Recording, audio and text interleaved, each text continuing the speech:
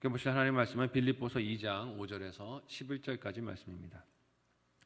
신약성경 319페이지 전으로 있습니다. 빌립보서 2장 5절에서 11절까지 말씀을 드라마 바이블로 봉독하겠습니다. 너희 안에 이 마음을 품으라. 곧 그리스도 예수의 마음이니 그는 근본 하나님의 본체시나 하나님과 동등됨을 취할 것으로 여기지 아니하시고 오히려 자기를 비워 종의 형체를 가지사 사람들과 같이 되셨고 사람의 모양으로 나타나사 자기를 낮추시고 죽기까지 복종하셨으니 곧 십자가에 죽으심이라.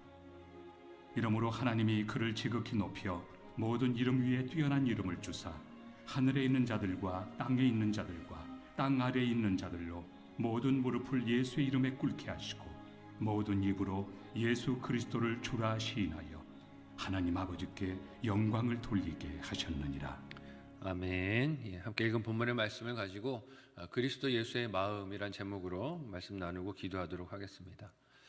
어제 본문에서 우리는 복음에 합당한 삶이 있다는 것을 들었습니다. 은혜 받기를 원하고 하나님께서 그 은혜로 복음을 우리에게 주셨는데 그 복음에는 합당한 삶의 사명이 우리에게 있음을 이 말씀을 통하여 들었어요. 그 사명이 성도의 하나됨과 한 뜻으로 복음을 위해 협력하는 결실로 나타나야 하는 것임을 살폈습니다. 그 일이 사람의 의지나 노력으로 되지 않고 실행하려고 해도 바라봐야 할 목표가 있어야 하기에 바울은 오늘 본문에서 인생이 바라봐야 할, 성도가 바라봐야 할 목표 예수 그리스도를 증거합니다. 즉 이 겸손함을 사람으로 시작하려고 하면 결코 성공할 수 없다는 것이에요. 내 안에서 이것을 시작하려고 하면 사람 안에 그런 선한 것이 없기 때문에 그것이 이루어질 수 없습니다. 죄인된 본성이 교만함을 향해 늘 끌리고 있기 때문에 그렇습니다. 그래서 바울은 복음에 합당한 삶, 특별히 하나됨을 위해서 필수적인 덕목인 겸손을 예수 그리스도를 바라보면서 그 마음을 품고 우리가 감당하자라고 권면합니다. 함께 오늘 본문 5절을 한 목소리로 읽어보도록 하겠습니다. 같이 읽습니다. 시작. 너희 안에 이 마음을 품으라. 곧 그리스도 예수의 마음이니. 아멘. 교만을 향하는 우리의 본성을 역행하고 복음에 합당한 삶을 살기 위해서는 필요한 것은 낮아져 우리에게 다가오신 예수 그리스도를 주목하고 바라보는 것입니다. 하나님의 은혜를 직접 체험하고 감격할 때 우리가 겸손의 자리로 예수님과 더불어 쫓아 함께 나아갈 수 있는 것입니다. 무엇을 이기기 위해서 애를 쓰는 것으로는 변화가 어려운 것이 우리의 마음입니다. 쥐어짜고 용을 쓰는 것으로는 겸손의 자리를 내려갈 수 없는 우리의 죄악된 본성이에요. 그런 우리의 변화가 어려운 마음에 충만한 예수 그리스도의 은혜가 있어야 우리가 그 겸손의 자리로 기쁨으로 따라갈 수 있는 것입니다. 그래서 바울도 빌립보 교인들에게 이 겸손한 마음을 위해 예수 그리스도의 은혜의 마음을 가질 것을 당부합니다. 즉 성도에게 있어야 할 겸손은 도덕적인 요구로 될 수 있는 것이 아니고 은혜에 대한 반응으로 되어지는 것임을 드러내 말하는 것이에요. 오늘 본문이 우리에게 증거하는 예수님의 마음이 어떤 것입니까? 예수님이 낮아지신 겸손이 어떤 모습으로 우리에게 찾아온 것입니까? 먼저는 그 겸손이 자신의 하나님 되심을 내려놓으신 것임을, 비움의 사랑이 있었음을 우리에게 말씀하십니다. 함께 6절에서 8절까지의 본문을 한 목소리로 읽어보겠습니다. 같이 읽습니다. 시작.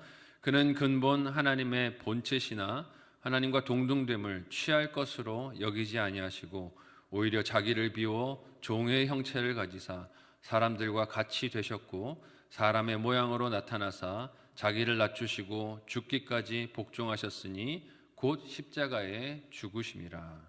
아멘. 교만한 본성의 특징이 무엇입니까?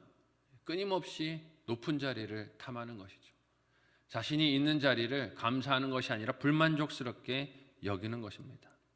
특권을 탐내며 내 것으로 만들려고 하는 본성이 교만한 본성의 특징입니다. 이런 인간의 본성으로는 자기의 자리를 버리시고 낮은 곳으로 내려오신 예수님의 사랑을 이해할 수 없습니다. 그래서 과거 시대 사람들도 이 예수 그리스도의 사랑을 받아들이지를 못해요. 세상에 어떻게 그런 신이 있느냐 하는 것입니다. 할 수만 있으면 높은 곳으로 올라가는 것이 아름다움이고 미덕이라고 여기는 시대에 낮은 곳으로 오신 하나님 믿을 수 없다고 부정하는 이들이 많았습니다. 예수님의 사랑, 자기를 비우시고 낮아지신 이 예수님의 사랑을 사람의 본성과 계산으로는 이해할 수가 없지요. 창세기에서 아담과 하와가 이런 인간의 교만을, 그런 야망을 잘 드러내서 우리에게 보여줍니다. 함께 창세기 3장 4절에서 5절까지의 말씀을 한 목소리로 읽어보겠습니다. 같이 읽습니다. 시작. 뱀이 여자에게 이르되 너희가 결코 죽지 아니하리라. 너희가 그것을 먹는 날에는 너희 눈이 밝아져 하나님과 같이 되어 선악을 알 줄 하나님이 아심이니라. 뱀이 사람을 유혹할 때 썼던 속임수의 말입니다. 뱀이 아담과 하와를 속이는 일에 그들이 하나님과 같이 되고 싶은 야심과 욕망을 이용했던 것을 우리가 봅니다. 사람의 마음은 끊임없이 자신이 부르심 받은 자리를 감사하는 것이 아니라 더 높은 자리, 더 높은 특권을 원하는 마음이 있는 것을 봅니다. 그러나 예수님은 어떻게 우리를 구원하시기 위해 다가오셨습니까? 예수님 자신이 근본 하나님의 본체이시지만 하나님과 동등됨을 취할 것으로 여기지 아니하셨다고 하십니다. 마땅히 받으셔야 할 경외와 찬양과 사랑과 또 받으셔야 할 권리를 다 마다하신 것이죠. 하나님과 동등하신 자신의 정체성을 우리를 위한 사랑보다 더 귀하게 여기지 않으신 것입니다.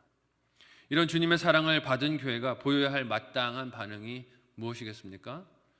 서로의 권리나 직분이나 그에 따른 존중을 주장하고 왜 나를 그렇게 대해주지 않느냐라고 다투는 마음은 아닐 것입니다.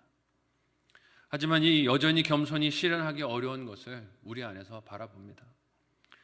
직분이 다른 것은 역할이 다른 차이일 뿐인데 마치 그것을 교회 안에 서열로 생각하는 경우가 많은 것 같아요. 그래서 이것을 받았느냐 못 받았느냐를 가지고 상처를 받았느니 아니니 다투고 원망하고 시험에 빠지는 모습도 어렵지 않게 봅니다.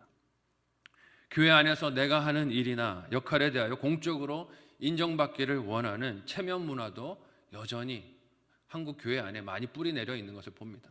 내가 이만큼 일을 했는데 왜 인정해 주지 않고 고마움을 표현하지 않는가라는 원망하는 마음들도 있음을 봅니다. 그러나 하나님의 본체가 되시는 자신을 내려놓으시고 나를 위해 낮추고 복종하신 예수님의 겸손과 사랑이 이런 한계들과 오래 뿌리 내린 문화의 힘을 넘어 우리가 속해 있는 가정과 또 교회에 흘러넘치기를 예수님의 이름으로 간절히 축복합니다. 이런 한계들, 고정관념들을 뛰어넘는 우리 가정과 교회가 되었으면 좋겠어요. 이를 위해 내게 다가오신 예수님의 사랑을 깊이 묵상하며 힘든 환경과 고난에서도 기쁨을 잃지 않는 저와 여러분의 믿음의 신앙의 여정이 되시기를 예수님의 이름으로 간절히 간구하고 축복합니다. 또한 예수님은 종의 형체를 입기를 마다하지 않으셨다라고 오늘 본문이 기록하고 있어요. 겸손이 인간에게 어려운 이유는 나 자신을 낮추기는커녕 더 높고 더 많이 가진 모습으로 스스로를 포장하고 싶은 유혹이 있기 때문입니다. 낮은 곳으로 내려가는 것을 사람은 참 견디지 못하는 것 같아요. 가졌다가 그것을 내려놓는 자리에 있는 것을 사람은 인내하지 못하는 성향이 있습니다. 단기 선교를 하는 교회들이 있는데 이 선교팀들이 선교지를 방문하고 돌아올 때 현지인들이 고충이 있다는 것 여러분 아십니까? 저도 잘 몰랐어요. 근데 단기 선교팀이 선교지를 방문하고 돌아왔을 때 선교사님들이 현지인들이 겪는 어려움들이 있다는 이야기를 과거 선교사님의 방문을 통해 들은 적이 있습니다. 선교팀이 왔을 때는 다양한 이벤트들과 프로그램들을 통해 은혜를 받았던 것 같은데 선교팀이 다녀가고 나면 현지인들이 힘들어하는 모습을 보일 때가 있다는 것입니다. 다른 게 아니고요. 한국에서 온 팀원들이 입었던 옷이나 사용했던 물건들이나 혹은 삶의 질적인 차이들이 느껴지는 그런 삶의 차이들을 바라봤을 때 현지인들이 신앙생활하기 어려워하는 모습들이 있다는 이야기를 듣습니다. 삶의 질적인 차이를 보며 상대적인 박탈감을 그들이 느끼고 상실감을 느끼기 때문이라는 것입니다. 한 주에서 2주 정도 선진국에 있던 선교팀이 다녀가고 나면 가난한 빈곤국가에 있는 현지인들은 자신들의 삶의 형편과 처지를 비관하게 되는 일들이 있다고 합니다. 그전에는 비교 대상이 없었기 때문에 몰랐었는데 선진국의 사람들이 오고 나면 우리 삶이 어려운 것이었구나, 불쌍한 것이었구나, 형편이 힘든 것이었구나를 그 이후로 깨닫게 돼서 힘들어하는 모습들을 보인다는 것입니다. 선교는 예수 그리스도를 전하고 교회를 이루는 행복을 증거하려는 것인데 실제 나타나는 결과는 단기 선교로 찾아온 사람들이 삶의 형편의 차이를 보임으로 인하여 오히려 그 삶이 힘들어지고 어려워지는 경우들이 있다는 것을 보고 참 놀랐습니다. 전하고자 하는 것은 복음인데 전하게 된 것이 오히려 다른 것이 될 수도 있구나 하는 그런 깨달음을 얻게 되었어요. 의도적으로 상처를 주려는 것은 아니었겠지만 하지만 자신의 것을 다 포기하지 않는 선교는 전하려는 본질과 다른 것을 줄 수 있는 위험이 있음을 알 수 있게 되었습니다.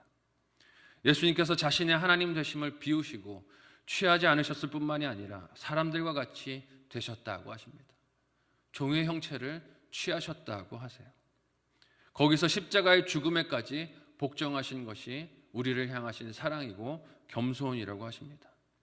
이렇게 충격적이고 놀라운 겸손과 복종은 우리를 향하신 하나님의 그 사랑과 하나님의 뜻인 구원을 이루시려는 사랑 때문인 것을 우리에게 보여주고 있습니다. 이런 예수님의 겸손과 복종은 오늘날 교회에서 우리가 여러 일들을 사역이라고 부르는 모습을 다시 돌아보게 합니다. 많은 일들을 사역이라 부르면서 얼마나 많은 사람들이 이것을 알아주기를 원합니까? 내가 이만큼 하는 일들을 사람들이 인정해주고 칭찬해주기를 바랄 때가 많습니까? 그러나 인간적인 기대와 야망을 숨긴 의도들이 교회에서 하는 일들의 동기가 되게 되면 우리는 무슨 일을 하든지 거기서 갈등과 상처를 낳게 되는 것을 봅니다. 고통을 낳는 것을 봐요. 좋은 열매를 맺는 것이 아니라 거기서 아픈 열매들을 맺는 것을 보게 되어집니다. 하지만 반대로 예수님의 사랑을 기초로 한 우리의 겸손과 낮아짐은 그 낮아짐이 끝이 아니라 오늘 본문이 우리에게 증거하듯이 하나님이 높이시고 하나님이 받으시는 영광의 약속이 기다리고 있다고 우리에게 말씀하십니다. 함께 오늘 본문 9절에서 11절까지의 내용을 한 목소리로 읽어보도록 하겠습니다. 같이 읽습니다. 시작. 이러므로 하나님이 그를 지극히 높여 모든 이름 위에 뛰어난 이름을 주사 하늘에 있는 자들과 땅에 있는 자들과 땅 아래에 있는 자들로 모든 무릎을 예수의 이름에 꿇게 하시고 모든 입으로 예수 그리스도를 주라 시인하여 하나님 아버지께 영광을 돌리게 하셨느니라. 아멘. 자신을 다 버리신 겸손이고 헌신이셨는데 사랑이셨는데 그 예수님을 통해 하나님께서 하신 일은 오히려 그를 높이신 일이라고 하십니다. 지극히 높으시고 모든 이름 위에 뛰어난 이름을 주셨으며 모든 무릎을 그 이름에 꿇게 하시는 영광을 하나님이 주셨다고 말씀하세요. 사람이 얻어서 누리려고 하는 영광과 명예는 들풀같이 꽃과 같이 잠시 있다가 시들어 흔적도 없이 사라지지만 예수님을 쫓아 자신을 버리고 겸손히 스스로를 낮추는 삶은 자신이 애쓰지 않아도 하나님이 높이시고 세워주시는 줄 믿으시기를 바랍니다. 내가 높아지려고 애쓰지 않아도 하나님이 높이시고 영광되게 하시고 그 이름을 빛나게 해주시는 것이에요. 내가 애쓰지 않아도 하나님께서 그 삶을 영화롭게 하시는 약속이 예수님을 통하여 우리에게 약속되어지고 증거되고 있는 것입니다. 이런 예수님의 마음을 날마다 경험하는 저와 여러분의 신앙 여정이 되시기를 예수님의 이름으로 간절히 축복합니다. 내가 올라가려고 몸부림치는 삶이 아니라 예수님을 닮아 낮은 곳으로 나아갈 때 하나님이 우리의 삶을 높여주실 줄로 믿습니다. 하나님 되심을 버리시고 나를 찾아오신 주님의 사랑이 저와 여러분의 믿음의 여정 눈에 보이시기를 간절히 소망해요. 특별히 이 대림절 기간이 그 예수님의 다가오심을 기억하고 소망하고 바라보는 기간입니다. 그 예수님의 다가오심의 은혜를 생각하며 우리가 이 땅을 걸어가고 신앙생활을 할 때 여러 일들이 우리에게 못마땅하게 보이고 불만족하게 보여도 그 가운데서 결코 사랑을 놓지 않으시는 하나님의 뜻이 저와 여러분의 눈에 보일 줄로 믿습니다. 겸손함으로 우리를 향해 찾아오신 예수님의 겸손함에 우리도 마음을 모으고 사랑으로 하나 되어지고 합력하여 그 일을 감당하면 겸손함의 자리로 나아가서 주신 사명을 감당하면 우리의 삶을 통해 우리가 속한 가정과 교회 공동체가 하나님 기뻐하시는 정말 즐거움이 넘치고 정말 기쁨이 넘치는 교회가 가정이 될 줄로 믿습니다. 내가 야망하고 꿈꾸는 행복이 아니라 주님이 주시는 행복으로 충만한 이 연말이 또 새해가 되시기를 예수님의 이름으로 간절히 소원하고 축복합니다.